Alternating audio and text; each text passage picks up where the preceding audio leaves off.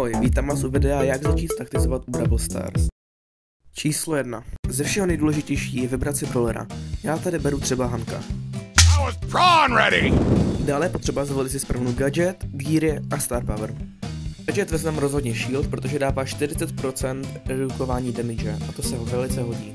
Star power vezmeme rozhodně speed, protože když máš natáhlou bubnu, můžeš rychleji dohonit svůj cíl. Jako poslední jsou geary. Ty vezmeme určitě heal a damage, protože má Hank hodně hápek. Ale můžeme také vzít plus gadget, protože gadget to navíc se vždycky hodí. Dál už nám zbývá jenom vzít si skin, zapnout hru a doufat, že neprohrám. Jdem na to. Hnedka když zapneš hru, podívej se na enemy team, co má za věci. Jenom podle tohohle pohledu už dokáže odvodit, že se ničí, protože mají všichni power 11. Spike a Mortis budou najetí a Edgar je prostě Edgar. Tímhle pohledem se ti to jenom potvrdí, protože Mortis má subtitle a Spike má Solar Fame. Taktika je jednoduchá.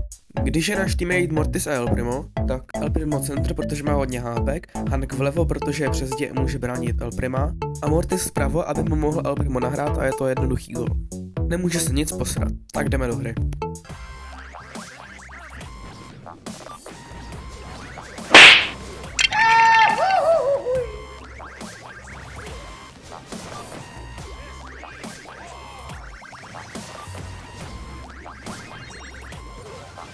OK, podruhé to určitě vyjde, stačí jenom, aby Mortis nezrnul a El Primo nebyl.